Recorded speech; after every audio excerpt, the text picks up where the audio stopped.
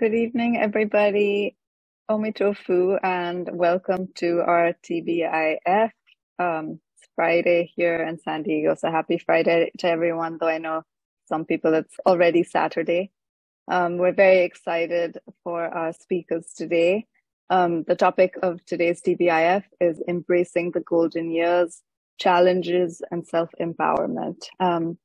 We are very delighted to welcome our two speakers. The first speaker is Dr. Denny Braun, PhD, who is a professor emeritus of sociology at Minnesota State University, Mankato, where he taught for 33 years before retiring and moving to San Diego. He's continued to offer sociology classes in the OSHA program at San Diego State University, as well as the OASIS program in San Diego. He's been affiliated with Sifang Temple for over a dozen years and underwent his 5 precept vows at Shilai Temple in 2009. He's currently assisting Venerable Miao Tsang with offering Buddhist services to military trainees at the Marine Corps Recruit Depot. And our second speaker is going to be Venerable Miao Tsang, who's currently the superintendent of Sifang Temple and the president of San Diego Buddhist Association. Before coming to San Diego, she served at the Shilai Temple Hacienda Heights from 2009 to 2014, teaching Buddhist studies and leading meditation retreats. Also, she's been very involved with consistent efforts to do outreach to different educational institutions and sharing a few significant Buddhist celebrations like Chinese New Year, Buddha's birthday, Sangha Day, and many more. She also volunteers in administrating she has volunteered in administration at the University of the West, located in Rosemead, Los Angeles, which is an affiliated higher education institution of Po Guangshan.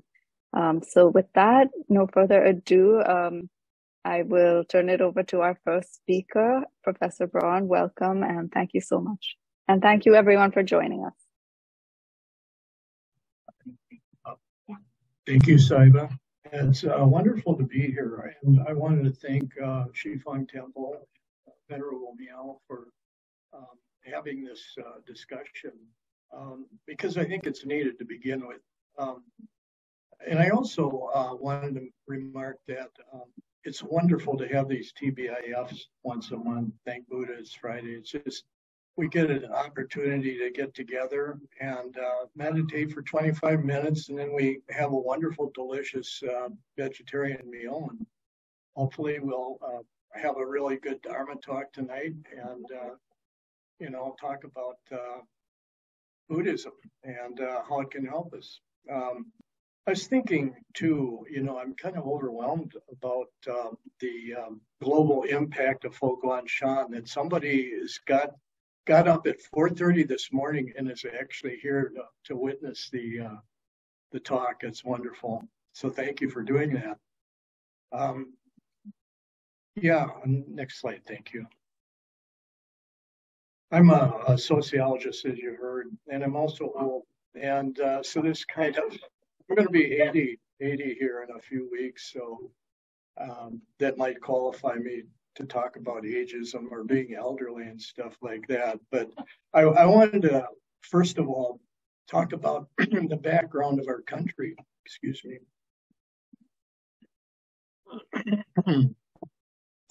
Being old wasn't really a problem until relatively recently. And I'm talking about recent being the last 100 years, maybe. And you can see this from the top sentence here. The elderly were quite rare in our society. In 1900, the life expectancy was 47 years. There wasn't a lot of people that actually lived to be old age. The few that did become seniors had large families to care for them because we were a rural economy, a farming economy. Fertility was incredibly high. People wanted to have lots of kids because they could help out on the farm. So in my own experience, my grandfather was one of 19 kids, 19. And my father was one of 5. I was one of 4, and I have 1 child.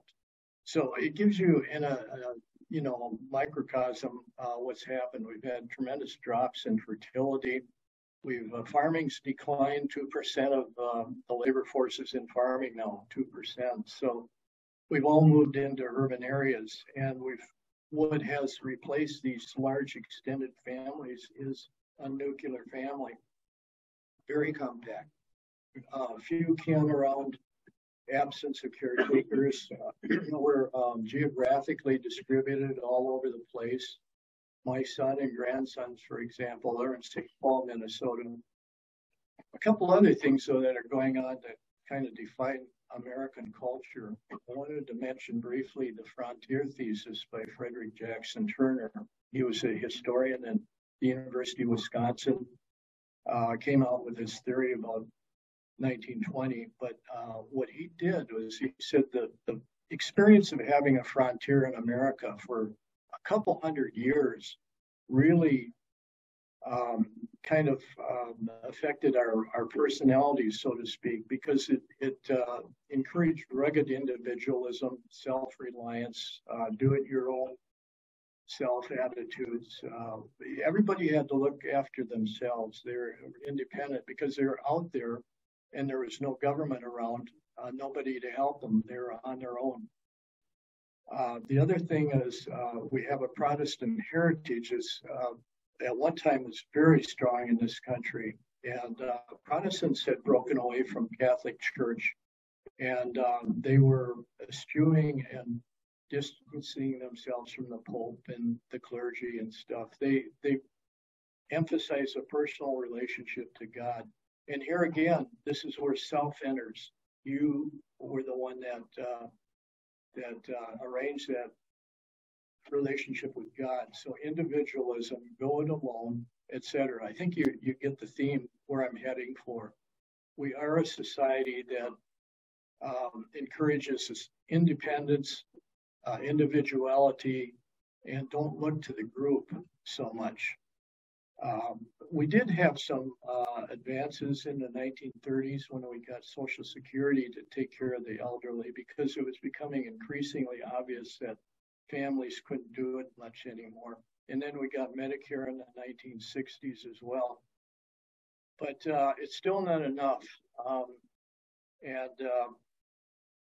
Especially with improving medicine and healthcare, et cetera, our senior population has exploded. The other thing, too, that I should mention is the baby boom.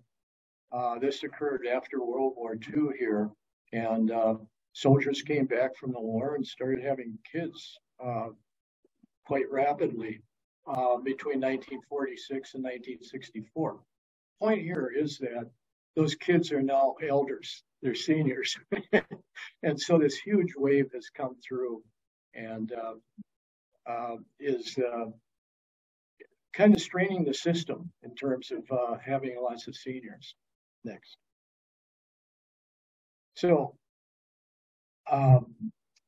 being a senior in America is, for the most part, it can be quite a negative experience. The World Health Organization very recently did some research, and they found that children as young as 4 become aware of negative old age stereotypes. They also found that ageism, and by ageism I mean negative discrimination and prejudice against the elderly in thought, word, and deed. Healthcare rationing by age, some hospitals, some healthcare facilities don't want to bother with the elderly or are reluctant to. Forced retirements, you're 50, you have to go, we're going to hire somebody that's 30. Patronizing behavior towards the elderly, not being listened to. The point is that these negative attitudes and stereotypes often affect the old people as well, and they start to inculcate those beliefs and start to believe them themselves. So older people start to limit the behavior as well. Next, thank you. Here's a grim statistic as well. Last year, we added 1 million more people who are elders into poverty. So now there are 6 million people in the United States that are poor. They're seniors, rather. This is people 65 and over. That means 1 out of 10 seniors are poor. What do we mean by poor? Okay, the government has various guidelines for that. For a single person that's 65 or over living alone, you have to have an income under 13,000. So if you're, earning $13,100, you're not poor, and that disqualifies you for a lot of government aids like food stamp and stuff. And I personally can't imagine trying to live on $13,100. So seniors, by the way, have the highest level of poverty among all age groups. And the other thing I want to point out is these statistics I'm giving are about a year or two old. And that's normal. But the point is, we've gone through a huge inflation in the last year or two. And even though Social Security is gauged to inflation, it's not enough to keep up with medical care and drugs and other things, according to the CPI, Consumer Price Index. Sorry, that measures inflation. Thank you. Also, there's been a lot of discrimination in the workforce. It's been illegal in the United States since 1997. By the way, elderly is 50, according to the Equal Employment Opportunity Commission. So they get a lot of cases. 1 out of 4 grievances or cases that are brought to their attention involve age discrimination. When you think that gender and race discrimination are the other big two, that's a lot. 1 out of 4. The other thing is that projections say it's going to get worse. So when we turned to the century here in 2000, only 3% of seniors were in the labor force. It was 7% in 2020, and they're almost going to be at 10% in 1930. So the AARP estimates the cost of this discrimination is going to be $4 trillion by 2050. I don't know how they come up with these figures, but $4 trillion is a lot of money. Thanks. There's been a drop in life expectancy. I mentioned earlier that the life expectancy at 1900 was 47 years, and we have got up to 79 years, and that's great. But when you compare us to other wealthy nations, the 10 other wealthiest nations in the world, we suck.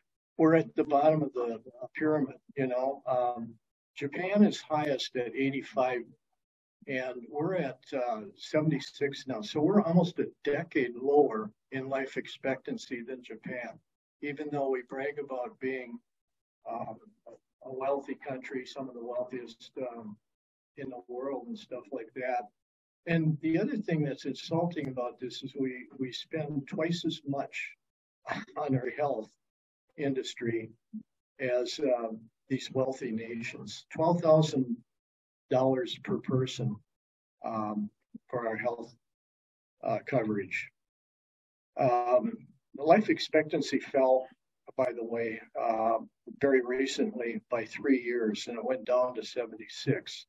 And this decrease is the largest it's been since the middle of World War II in 1943, when people were dying out there in the war. By the way, 1943 was the year I was born. Thank you. Further evidence of ageism.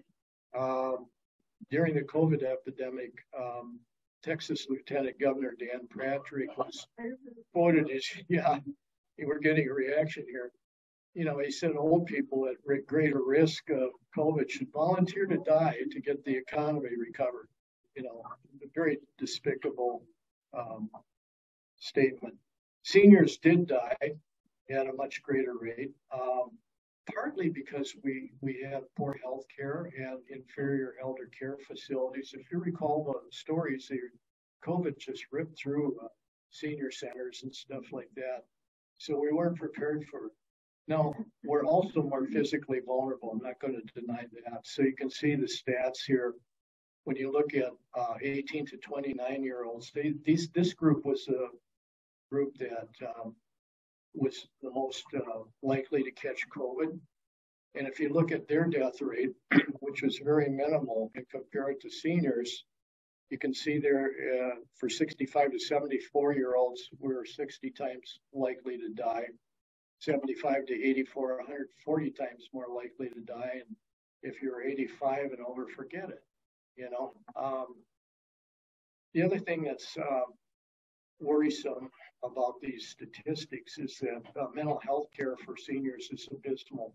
And it is for, I'd say, the general population as well. But don't forget this, that seniors have, among all the age groups, seniors have the highest suicide rate, 75 and over. So, you know, that's pretty grim.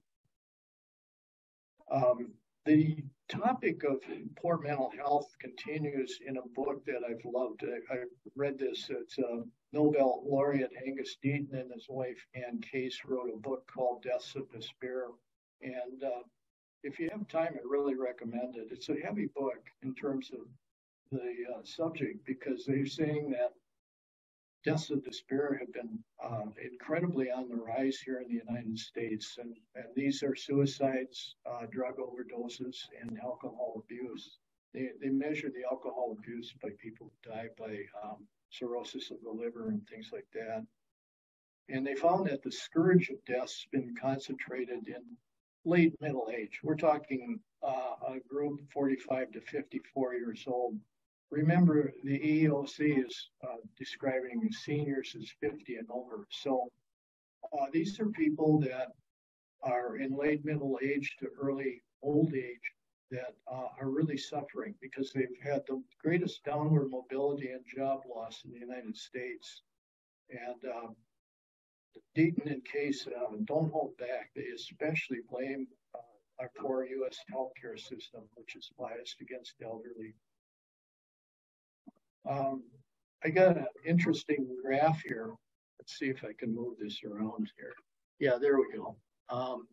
You can see where the U.S. was declining for the elderly in death rates, along with France, the United Kingdom, Sweden, et cetera. And it all stopped around the year 2000. And we leveled off and we increased a bit for death rates for this group, whereas other European countries continued their decline. So the point here is that American societies no longer provides older adults an environment in which they can live and flourish. It's pretty grim. In a word, American culture is anti-elderly. And I wanted to tell you about a book. This is beginning to actually get to the brighter side of things. In 2022, Yale professor Becca Levy showed that health problems blamed on aging, like memory loss, hearing, heart disease, etc., are actually caused by negative age beliefs that dominate in the U.S. Negative age beliefs. She shows increasing stereotypes that have grown over the past 100 years, picturing the elderly as slow, confused, and sedentary. And again, citing the World Health Organization research, ageist prejudices are socially acceptable and never challenged. And it doesn't help that seniors are segregated. Oftentimes, again, we're away from families, extended families, living off by our own. So younger adults, younger people don't come into contact with us. And even ads, movies, etc., films, stories show us as decrepit. Here's one of my favorites. When Becca Levy was talking, she mentioned that comics are notorious for this, and I didn't believe it. And then I started to look at my comics because I do look at them occasionally, and here they are. I'll take a second to look at this. Garfield is one of my favorite comic characters, but this is not a very positive view of ages. Okay. So here's the good news, and there is some good news here. She used some data from the Ohio longitudinal study on aging, and found that if you do have positive views of aging, you will actually increase your lifespan by 7.5 years. I'm going to repeat that. If you have the right view, and it can be kind of hard to do, you know, in our society, because it does tend to be so negative and stereotyped, but it gets even better. She was doing a multiple correlation, a multiple regression analysis. And what that involves is you round up all the usual suspects, causative variables that are affecting whether you're going to die or not. And she found that this positive views of aging was a more important predictive variable than gender, race, socioeconomic status, whether a person was lonely or not, and their health status. So it is a significant, heavy, impactful variable. It's very important. So this, what I'm saying here is this kind of opens the book to considering Buddhism, because a lot of this is in our minds, a lot of the problem. So this brings up a number of points. One is, can culture reduce ageism? Levy asks this in her own book. And she does show that culture is changeable. Attitudes are changeable. Toxic beliefs can be challenged and overcome. And this is where it gets really interesting, because she's comparing, she has data that compares Americans with mainland Chinese. And I was thinking about this. It's probably true for Taiwanese as well, even though she didn't have data from Taiwan. But the point here is that Chinese culture, a lot of Asian cultures reflect both Confucian and Buddhist values that revere old age. This is no secret. We know this for a long time. So when she looked at the negative and positive age beliefs, Americans express the most negative age beliefs in comparison to the Chinese, and they scored worse on 4 different memory tests when compared to the older Chinese. So when you compare Americans to Chinese, we're at the bottom. We have the worst attitudes towards being old and stuff, and we also have the worst memory, okay, according to the test. Among Americans only, though, those with the most positive age beliefs had higher memory scores. So that makes a difference. And among the Chinese only, this is really interesting, comparing young Chinese to senior Chinese, there was no difference. No difference, you know. So memory lives on in China. Yeah. And she also did some work in Japan, where she lived a while. And Japan, again, is a country that has a Buddhist orientation and influence, and they have a reverential view of seniors as well. And they found that among older Japanese women, they experience less menopausal symptoms, and men decline less in testosterone once they get older. And she feels that this could be because of the fact that there's no old age stigma attached to that. So this gets us to a real interesting question about culture. Can Buddhism help us in our old age? And of course, I'm going to say it will, and I believe Venerable will as well. Nearly all Asian countries have a significant presence of Buddhism, including China. And we can ask, why are the elderly treated with such high honor, esteem, and respect? What does Buddhism say that could ease the path for those who are dealing with old age, sickness, and death? And how can Buddhist beliefs make old age something to not be feared, but rather embraced with joy and equanimity? And for answers to some of these questions, I'm going to turn you over now to the incredibly Thank you. Thank you, Danny. Thank you. Yeah.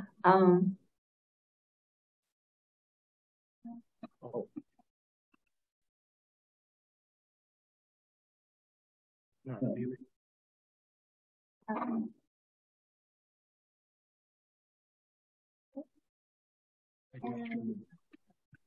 you help to mute? But no, from there. Can you help to mute the Zoom? I'm not sure what to do.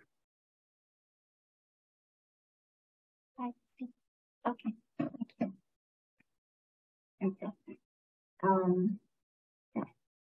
So I do not have any instant answers or longevity pills for everyone, but I would like to share a little bit of perspective of different views in terms of how we embrace the reality of life. And when it comes to like changes, every one of us experience changes every single moment. So for today, I would like to share with everyone from 3 perspectives. One is awareness, and then understanding, and also self-empowerment, which is the most important in this part of my sharing. So when it comes to awareness, when we are young, when we are youthful, we most of the time we lack of the awareness of the changes in our physical body. You know, like for example, you have sports, running up and down the stairs, stay up late at night. The next morning you still wake up fresh, and then we might not have awareness of, you know, when we change physically. The same goes to the food that we eat. We can eat all the sweet things, stuff, cookies, fried food. When we are young, you know, there's no worries. But then everything adds on as our body changes. So the lack of awareness, the lack of mindfulness, you know, sometimes we're not really aware of what we do until the day where we experience something that changes our view in terms of the reality of our life, our physical body, our mind. Okay, and then we all know that getting old is inevitable. Every one of us, you know, we experience changes, and then from birth, we experience sickness, old age, and eventually one day we stop breathing. And sometimes we might not be aware of it because some of us might think that we're still young. But remember, coughing is not for old people. Coughing is for someone who's not here, dead people. Okay? And then sometimes, like if we are not aware of the changes, we're not aware of what is happening, sometimes we might be shocked by what we experience. And not only that, just like during the Buddha's time, before the Buddha realized enlightenment, okay, when he was still a prince, we know that he lived in a luxury life, comfortable in a palace. There's no worries. Everyone around him were youthful, energetic, handsome, beautiful. But then there was occasion when he went out of the palace wall, he saw these 4 sights, like most of you know, like someone who is not well, experiencing sickness, someone who is like walking with a walking stick, and then like family members crying over the departed loved ones. Those are the sights that the Prince Siddhartha never seen anyone experience sickness, aging, and death. And then eventually he came across a practitioner, Sramana, that he then think that this could be one of the ways to find answers. How are we going to go beyond the cycle of birth and death, the cycle of sickness, aging, death? Okay.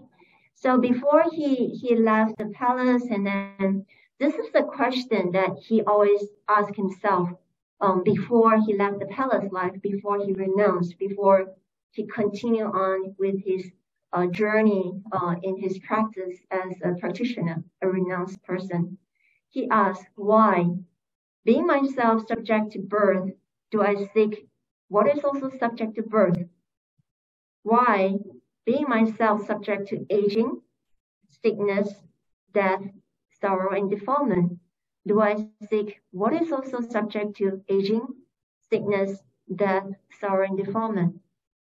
So a short summary of this question is that he keep on asking himself, what is the point of holding on to things that is constantly changing?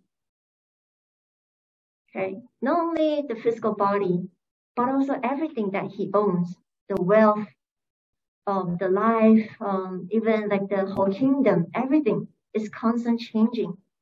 Is there a solution to go beyond all the changes? How are we going to find the answers to that? So these are the questions that determine him to leave behind everything and to search for answers. And then long story short, eventually everyone knows the life of the Buddha. So now I would like to focus on the core realization of the Buddha, which is also something that everyone knows, dependent origination. So at the age of 35, Prince Siddhartha realized and understand why we experience changes, why all the phenomena in this world is in constant changing. It is because all existence exists because of the right elements, all the right causes and conditions that makes it what it is. It's just like the photo here that shows how complicated it is for one thing to exist, like a pen, like ourselves, okay? Like our physical body, sometimes we don't feel any changes. But if we look at ourselves through the microscope, okay, we can actually see 1 million cells die every second. 1 million cells every second. And then in a day, how many cells? 86.4 billion. That is just the average, but no worries. If our physical body is in a good condition, every day 330 billion new cells are born. So which means that our physical body rejuvenates itself when it is in the right causes and conditions. If we're healthy, then the cells continuously rejuvenate, changes, die, and then new cells die again, new cells. Eventually, when we reach a certain point where our physical condition changes, then of course, that will be the moment where we take the last breath. Okay, the cells no longer rejuvenate and so on and so forth. But this tells like even this body, the mind, the things that we have, everything, all the surroundings that exists today, it is because of all the right elements that makes it exist. If one of the conditions is no longer there, things will cease to be. Okay? Whether it is our physical body, the things that we have, the things that we like, the things that we own, everything. Okay? So when it comes to the awareness, first thing is we have to be aware of the changes and we understand why we experience changes through the core teachings, the core reality of dependent origination. And then the third part of my sharing is when we are going to look at self-empowerment. Okay, earlier Danny mentioned about one can live longer if we have a positive mindset, positive view about aging. Okay, so our mind plays a very important role in our everyday life. Okay? And of course, again, this is not a magic pill from the Buddha, but it is for us to work on it in our practice. So let me share with you one of the main practice that our Venerable Master Xing Yun, our founder of Fubon Shan, throughout his whole life of 97 years, things are not easy for him. Even though he grew up as a very healthy child, but when he was like, he renounced at the age of 12 years old, living in a monastery, in a temple, and then there were wars happened here and there. And then life is not very good, like, you know, in terms of food, in terms of like the environment that he's in. So his physical body experienced a lot of changes. He had malaria at the age of 15. And then he have like a physical like malnutrition when he was like 20 plus, and then eventually slightly over 30 years old, he started to have diabetes. Okay. It is not because he consumed too much sugar, no. It's because he was malnutritious, not enough food to eat. And if any one of you have seen Verbal Master before, he's like 6 foot and a little bit more taller. He's a very tall person. Okay. Something like Eli, but slightly, bigger a little bit, and then, taller, slightly taller. And for Asian, it is very tall. Yeah. And not to say like in that condition, Verbal Master always has this line in mind: be friends with sickness. Okay. All the physical changes that he experienced, he tried to remind himself to be friends with sickness, be friend with whatever that he is experiencing. It is because when we experience physical changes, we try to go to the doctor, we try to take proper medication. But what is more important is how we view what we're experiencing. So most of the time when we have sickness, when we experience physical changes, sometimes we might ask, why me? Okay. And even when we go to the doctor, what is the question? The first question that we ask the doctor? What is the first question that we ask the doctor when we are, what's wrong with me? What's wrong with me? Is it something wrong? But when we learn more about Buddhism, when we learn about the Buddha's teachings, we understand that this is the reality that we live in. This is life. It is because we are part of so many causes and conditions. We are comparisons of so many cells, tissues, organs. Sometimes some of the cells, some of the physical condition, sometimes the external factors, too cold, too hot, especially some of you are from Midwest, or there's hurricane, tornadoes, like hot weather. Sometimes the weather also plays an important role in physical changes. So sickness is part of life. We experience changes from time to time. We are not always in an optimal health, but then whatever that we experience, Verbal Master in his mind always be friends with sickness. Even towards the end of his life, he even experienced stroke twice. And then he had diabetes for over 50 years, almost 56 years. Okay. And then he had to go for what do you call that? Dialysis. Dialysis. Thank you. 3 times a week when he was still around. Okay. But even though the physical body is like constant changing, I remember Aina, who is also here, she mentioned, she shared with me when she was visiting a few weeks ago. She said that there was one encounter with Verbal Master, very close. When she visited Fogongshan, Verbal Master was sitting in a wheelchair. And then that's also like translation, Verbal Miao Guang was next to him. He said that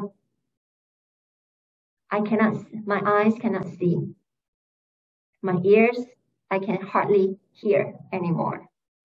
My legs, I cannot walk. Okay. But then that's one thing in his mind. He said, but I'm happy. It is because he can still do whatever that he wants to do. Okay. Taking all the time, always think of what can I do for you. Throughout his whole life, even towards the very few last days of his life, towards the end of his life, he still constantly think of what can I do for you. Okay. So with this phrase, be friends with sickness, this has been his motto towards his whole life. Yeah. So that helps him to overcome and to refocus on what is the main purpose of living in this world. Okay. And then there's one phrase talking about happy, okay, joy.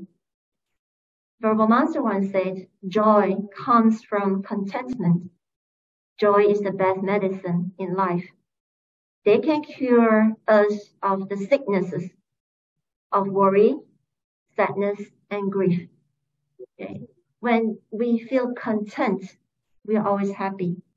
When we are content with whatever that we have, our loved ones, our families, the things that we have, our ability to breathe, if we are content with everything, we will have joy. We feel happy.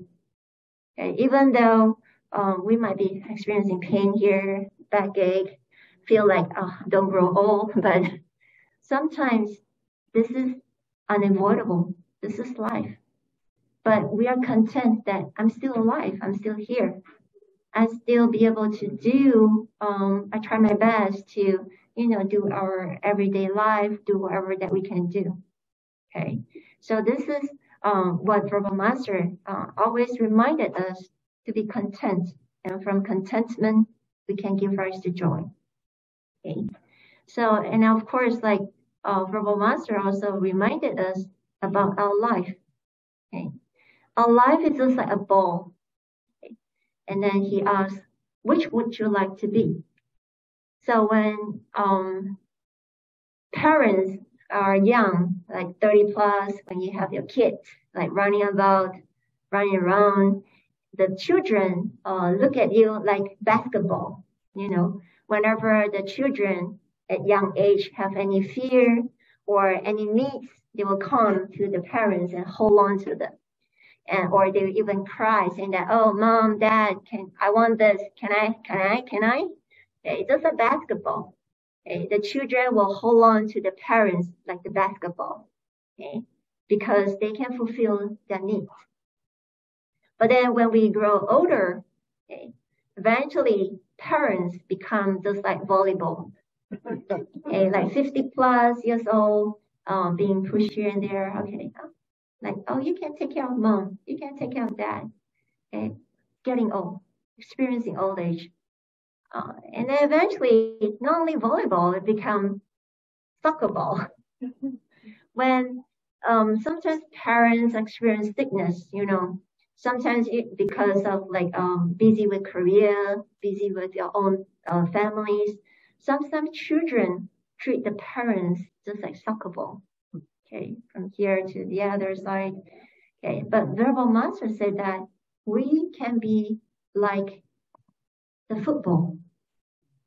Okay, meaning that in our life, if we live fully, and we try to take care of our families, always be of service to others, bonding a lot of affinities with each other. Eventually, when we grow old, we have already established that we have already cultivated the affinities that we have among each other, not only within the family, but also with our community, the whole organization, the whole neighborhood, everyone around us. So even though we experience old age, when we no longer be able to walk, no longer be able to see, hard of hearing, but we still have friends, we still have families being around us. So Verbal Master asks us, which ball would you like to be? Okay, just like Verbal Master himself, he's just like the football. Everyone wants to be close to him, learning from him when he was still around. Okay, yeah. So again, this is the question that we ask ourselves. Okay, with the awareness that we raised, we know about changes, we understand we experience changes, and we have the self-empowerment in terms of how we view the changes in our life. And eventually it is for us to decide who we want to be. Okay. To conclude with what I would like to share with everyone today is having the awareness and understanding of the reality of life help us cope with the changing in life. Then we self-empower ourselves with a mind that fills with contentment, joy, and equanimity in life. So there's no magic pill, but just a few of the stories and also the motto that Verbal Master has embraced throughout his whole life: be friends with sickness. And is one thing that we can keep on reminding ourselves, no matter what we experience in our life, okay, the changes that we experience, always be friends with whatever ups and downs in life, not only sickness, not only old age, but also everything. Okay, so thank you. Thank you.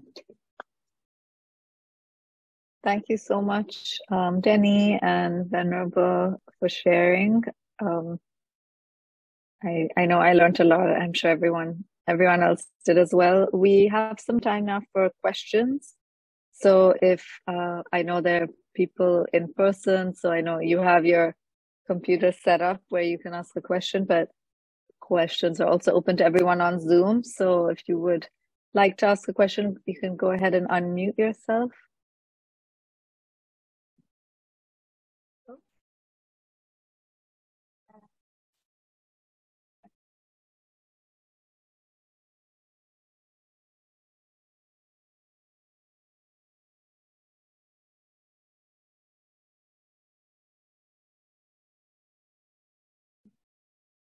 Yes, I know. Would you like to go ahead? It's less a question, more a thought of how often people see disease as karma, and I was thinking about that as Venerable Miaozang, you were talking about the various balls that we can be, and I thought if I hear people say sometimes about somebody who's old and has a disease, well, it's because they did blah, blah, blah, blah, blah, sort of turning it into a result of karma. And I was thinking disease isn't the result of karma, but how you accept it is. And I was thinking about Denny, your discussion about how we have looked at aging over the years, and then how, if we accept it, and Venerable Miaozang, you mentioned about what I shared about the Venerable Master, how that really hit me, that here he is with a body that just is not behaving, and he says, but it's okay. And that to me is the lesson of being able to go forward in these 80s. 80s.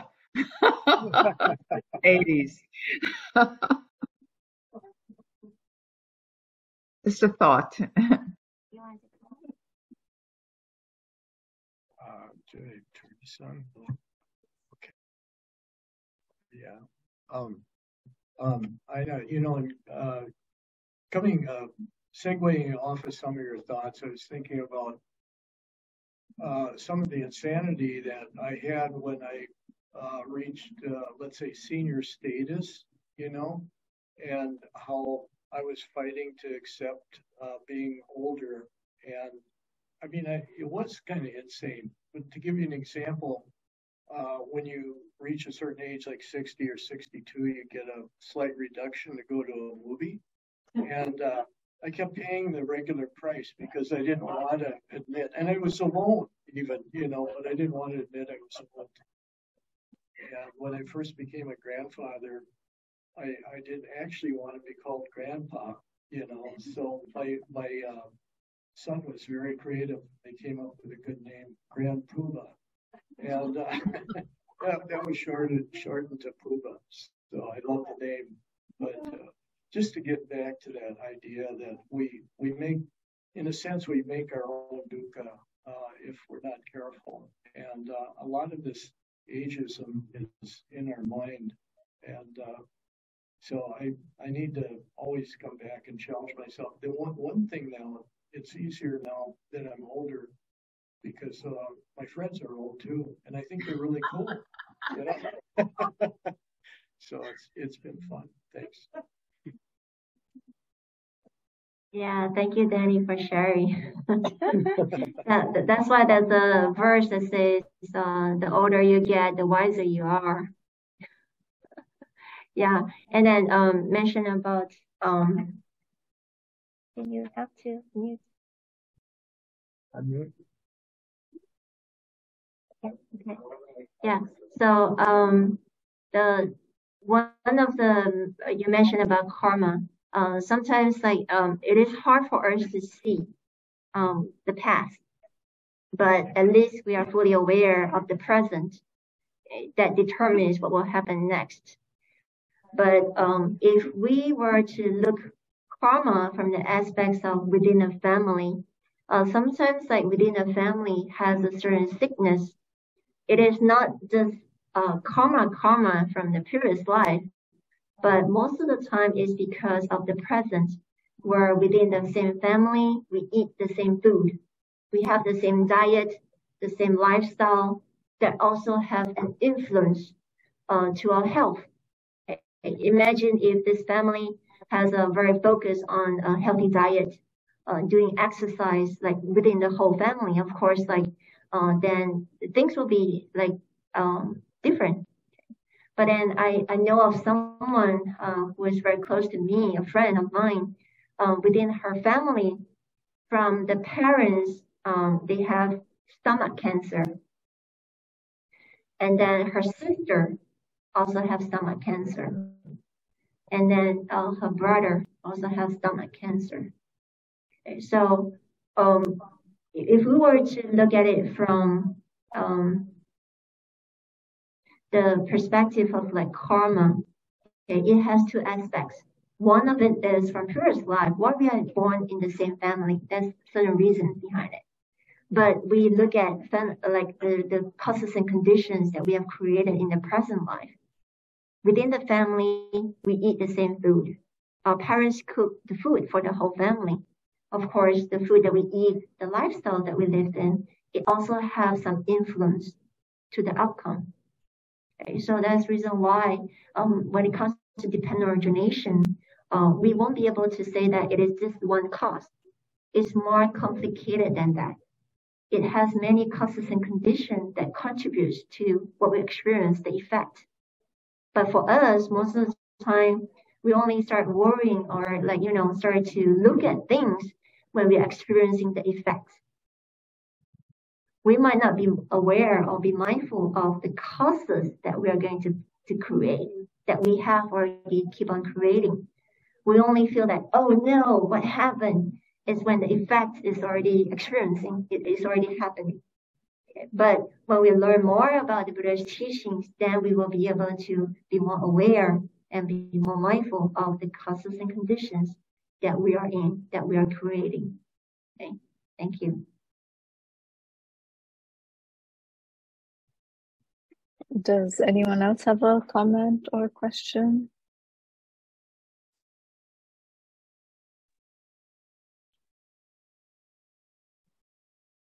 Marissa?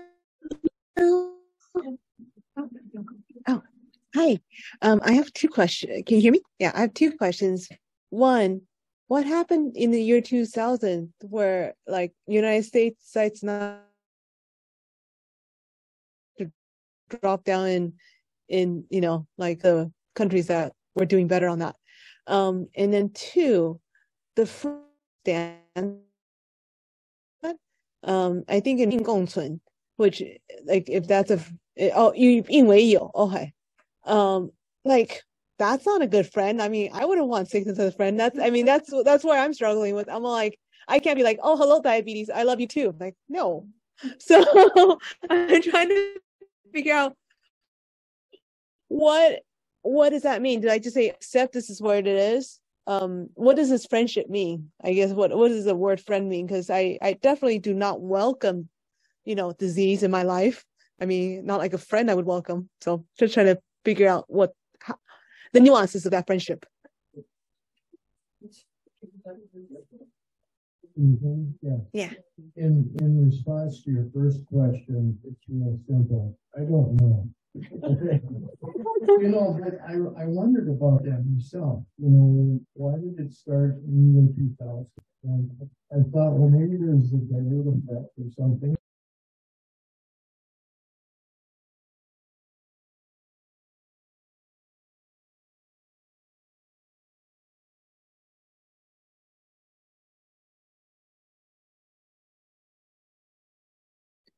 Sorry, we can't hear. Jenny was muted. Yeah, so thank you, Marisa, for raising this great question. It's like when Verbal Master mentioned about befriend with sickness, it is basically focusing on not rejecting what is happening and also embracing what is happening. Okay? It doesn't mean that if we're having sickness, we welcome it and like come into the home and eventually become the host. It's not like that, but still remain the relation as a friend. Okay, meaning that when we experience like cold, like runny nose, or even like having heart problem, we still go to the doctor to seek for medication, proper health advices to help us get better.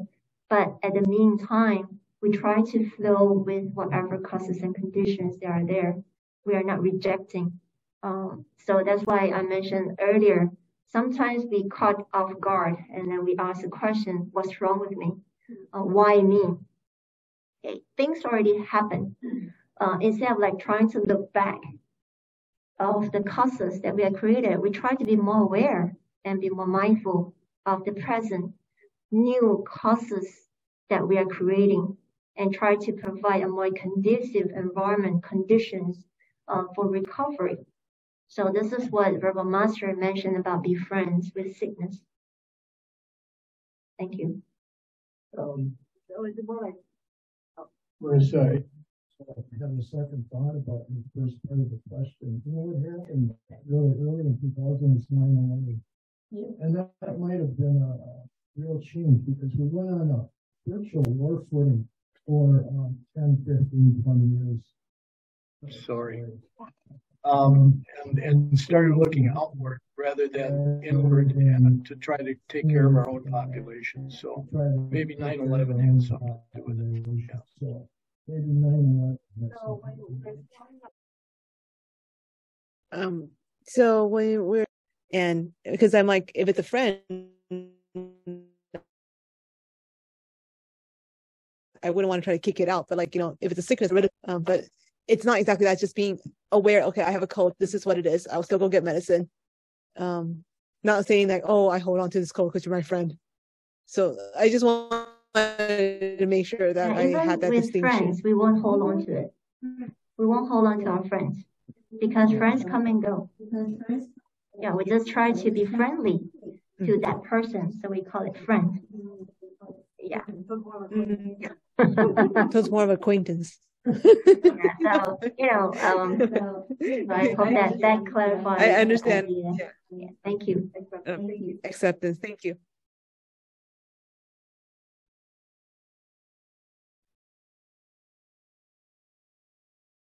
Thank you so much for the discussion. We had a little trouble hearing, but I think we got most of it.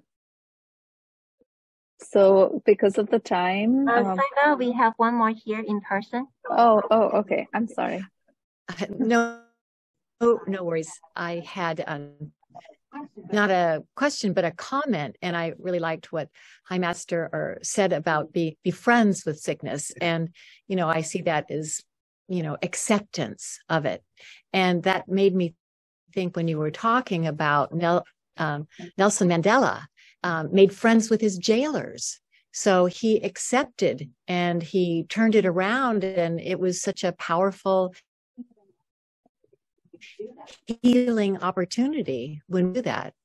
So that's my comment. Thank you. Thank you, Nancy, for sharing this comment. Yeah. So we do not have anyone in person here to share anymore. So Sarah. Yes, thank you everyone so much. Thank you, Denny, and thank you, Venerable, for sharing all of your insights about aging, which we all have to face it. So thank you so much. I just wanted to share a few announcements of upcoming events at the temple. So our next TBIF is going to be, the title is Faith in Action, ICEJ and the Environmental Crisis. Please do join us for that. Venerable, the date for that was July. That'll be the last Friday of July. Okay, July, the last Friday of July. Yes. Yeah, there's no date there. Sorry, July 28th. 28th, that's what I thought. Yeah. Okay, great. Thank you. And we will just do a dedication of merit together before ending.